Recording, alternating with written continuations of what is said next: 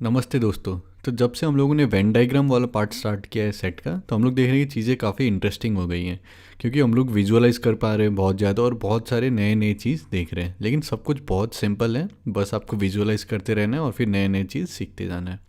तो पिछले लेक्चर में हम लोगों ने सीखा कि डिफरेंस ऑफ सेट्स क्या होता है, मतलब ए माइनस बी अगर हम लोग लिखते हैं तो उसका मतलब क्या होता है, बी माइनस ए लिखते हैं तो उसका मतलब क्या होता है।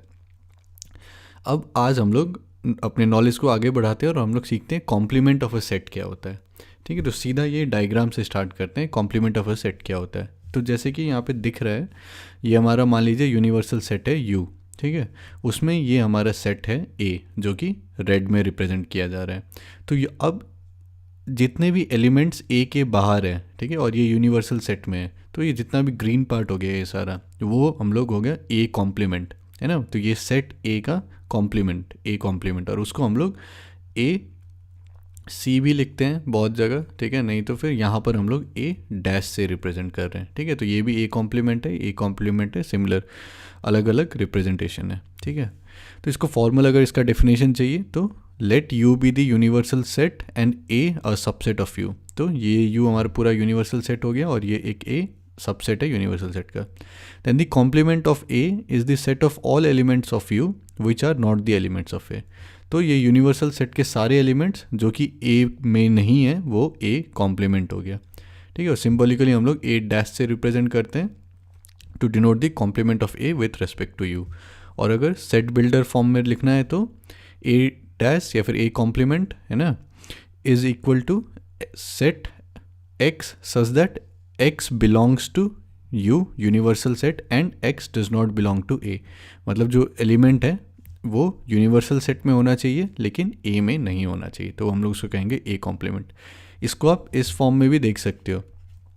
हम लोगों ने पिछले लेक्चर में डिफरेंस ऑफ सेट्स देखा था, तो यहाँ पर अगर हम लोग यू माइनस ए करते हैं, मतलब क्या कि जो कि बस यूनिवर्सल सेट में प्रेजेंट है लेकिन ए में प्रेजेंट नहीं है, तो यू माइनस ए जो हुआ वो भी आपका कॉम्प्लीमेंट हुआ, है ना। और जैसे कि ए सबसेट है यूनिवर्सल सेट का, है ना, तो ए में जितने भी एलिमेंट्स हैं वो सारे यूनिवर्सल सेट में। सिमिलरली जो ए कॉम्प्लीमेंट है वो भी एक सेट है ना, और वो क्या है, वो भी सबसेट है यूनिवर्सल सेट का। क्यों? क्योंकि जितने भी एलिमेंट्स ए कॉम्प्लीमेंट में हैं वो सारे एलिमेंट्स यूनिवर्सल सेट में। ठीक है, और अगर आप कॉम्प्लीमेंट का कॉम्प्लीमेंट लेते हो, है ना, तो ए कॉम्प्लीमेंट क्या है, ये ग्रीन पार्ट, अगर उसका कॉम्प्लीमेंट लेते हो तो उसका मतलब क्या है कि यूनिवर्सल सेट में जितने एलिमेंट्स हैं जो कि ए कॉम्प्लीमेंट में नहीं है, तो वो आपका फिर से सेट ए आ जाएगा, है ना। तो अगर कॉम्प्लीमेंट का कॉम्प्लीमेंट लोगे तो फिर से वही सेट आ जाएगा। ठीक है, अब इसी का कुछ एग्जांपल देखते हैं हम लोग। ठीक है, इसमें क्या कह रहा है कि जो हमारा यूनिवर्सल सेट है वो ये है, उसमें ये सारे एलिमेंट्स हैं 1 2 3 4 5 6 7 8 9 10। ठीक है, फिर हमारा जो सेट ए है उसमें ये एलिमेंट्स है 1 3 5 7 9। तो ए कॉम्प्लीमेंट क्या होगा, तो सीधा वेन डायग्राम बनाते हैं, है ना। ये हमारा यूनिवर्सल सेट हो गया।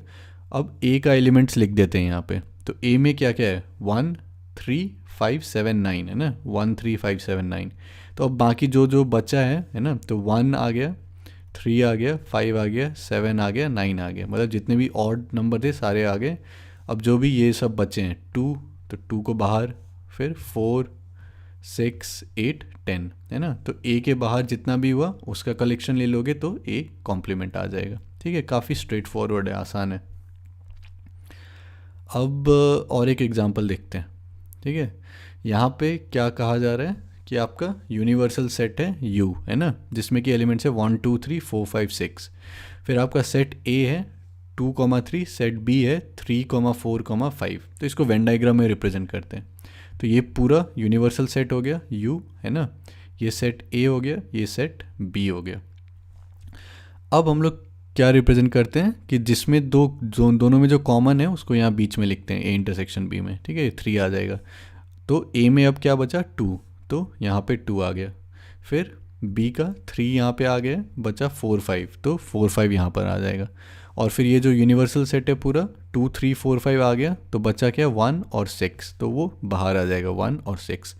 अब अगर आपको ए कॉम्प्लीमेंट लिखना है तो ए कॉम्प्लीमेंट क्या होगा कि ये जो ए के अंदर ये जो एलिमेंट्स हैं, तो यहाँ पर जो ब्लैक में रिप्रेजेंटेड है वो क्या है, सेट ए है ना। तो ए कॉम्प्लीमेंट क्या होगा कि ये ए के बाहर जितना भी ये ग्रीन एरिया हम लोग जो दिखा रहे हैं उसमें जितने भी एलिमेंट्स हैं वो सारे ए कॉम्प्लीमेंट में आ गए, है ना। तो ए कॉम्प्लीमेंट क्या हो जाएगा, सेट कंप्राइजिंग ऑफ 1 4 5 6। तो मतलब सेट ए के बाहर जितना भी है वो सारा ए कॉम्प्लीमेंट हो गया, ठीक है। और इसको ऐसे जो विजुअलाइज करते हैं ये बहुत ही ज़रूरी चीज़ है, ठीक है। अब सेम ही एग्जांपल है, ठीक है, इसमें हम लोग अब बी कॉम्प्लीमेंट भी देखते हैं क्या होता। तो फिर से वही एग्जांपल है, यूनिवर्सल सेट है 1 2 3 4 5 6, सेट ए है 2 3, सेट बी है 3 4 5 और फिर बाहर हमारा हो गया 1 6। तो ए कॉम्प्लीमेंट हम लोगों ने पिछले स्लाइड में देखा कि 2 3 को छोड़ के बाकी बाहर जितना है 1 4 5 6 वो हो गया ए कॉम्प्लीमेंट। अब हमें लिखना है बी कॉम्प्लीमेंट। तो सिमिलरली अब जो यहाँ पर ब्लैक में मैंने रिप्रेजेंट किया है वो क्या है, सेट बी। तो ये 3 4 5 के छोड़ के बाहर जितने भी एलिमेंट्स हैं, है ना, यहाँ पे ग्रीन कलर में, वो सारे आ जाएंगे बी कॉम्प्लीमेंट में। तो बी कॉम्प्लीमेंट में क्या आ जाएगा, 1, फिर ये 2, फिर 6, है ना, 1 2 6, ये हो जाएगा बी कॉम्प्लीमेंट, ठीक है। अब एक इंटरेस्टिंग चीज़ करते हैं, ठीक है। अगर आप वेन डायग्राम से करते जाओगे तो बहुत सारा इंटरेस्टिंग चीज़ कर सकते हो। अब ये हमारा क्या था, ए कॉम्प्लीमेंट, है ना, ये सेट ए है ब्लैक में और इसको छोड़ के बाकी बाहर जितना भी है ग्रीन में वो हो गया ए कॉम्प्लीमेंट। फिर ये हम लोगों ने देखा बी कॉम्प्लीमेंट, ठीक है। तो ये ब्लैक में जो है वो बी है और फिर इसके बाहर जितना भी ये ग्रीन पूरा हो गया वो हो गया बी कॉम्प्लीमेंट। अब अगर हम लोग A complement intersection B complement लेते हैं, ठीक है, A complement intersection B complement, मतलब यहाँ जो हम लोगों ने ग्रीन में रिप्रेजेंट किया है और यहाँ जो ग्रीन में रिप्रेजेंट किया है, दोनों में कॉमन पार्ट क्या है, तो ये जो बाहर का पार्ट है ना, ए यूनियन बी छोड़ के, तो वो दोनों में ग्रीन है हमारा, दोनों में कॉमन है। तो अगर इंटरसेक्शन लेंगे तो क्या हो जाएगा, ये ए यूनियन बी बीच में हो जाएगा और ये छोड़ के बाकी का बाहर जितना भी पार्ट है वो हमारा हो जाएगा A complement intersection B complement, ठीक है। तो ये दोनों का अगर आप इंटरसेक्शन लेते हो तो फिर आपको फाइनली ये चीज़ मिल जाएगा, ठीक है। तो अगर आपको A complement intersection B complement लिखना है तो क्या हो जाएगा कि ये जो ब्लैक में है ए यूनियन बी उसको छोड़ के बाहर, तो 1,6, ठीक है। तो यहाँ से हम लोग क्लियरली ये चीज़ देख पा रहे हैं कि जो हमारा A complement intersection B complement है, इसको हम लोग यहाँ से क्लियरली देख पा रहे हैं कि ये जो ए यूनियन बी है उसका कॉम्प्लीमेंट है ना, मतलब ए यूनियन बी को छोड़ के बाकी बाहर जितना भी है, तो this is equal to A union B complement, ठीक है। इसको डी मॉर्गन्स लॉ भी कहते हैं, इसको हम लोग अगले लेक्चर में और डिटेल में देखेंगे।